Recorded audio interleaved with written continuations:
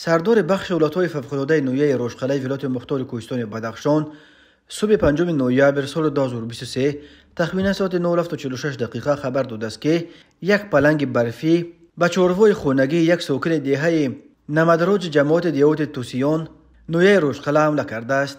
بنا به گزارش نشر شده در سامانه رسمی کمیته ولایت‌های فوق‌العاده تاجیکستان، حیوان وحشی 14 سر مال معده از جمله 9 سر بز و 5 سر گوسفند را کشته، یک سر گوساله را زخمی کرده است. گفته می شود پلنگ را متخصصان کمیته حفظ محیط زیست ولایت از داخل عاقلخانه ساکن توسیان دستگیر کرده به نویه مرغاب انتقال دادند. این نخستین حالت حمله پلنگ‌ها به چاره‌های مردم در ولایت مختار کوهستان بدخشان نیست. در گذشته هم از حمله پلنگ برفی در دهات کوهستان بدخشان خبرها به دست می رسید.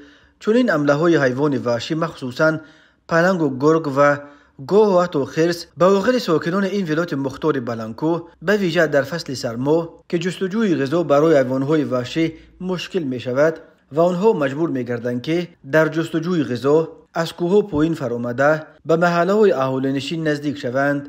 از جمله شب 3 مارس سال 2022 تخمینا ساعت 9:30 دقیقه یک پلنگ برفی به چاره‌های خانگی در عاقل یک ساکن دهه انبه جماعت برواز نویه روشقلعه حمله آورده 6 سر چاره‌های خرد را درانده بود. همین طور صبح 23 فوریه سال 2023 تخمینا ساعت 9:30 دقیقه یک پلنگ برفی به عاقل یک ساکن همین جماعت برواز نویه روشقلعه وارد شده به چاره‌های داخلی آن حمله کرده بود.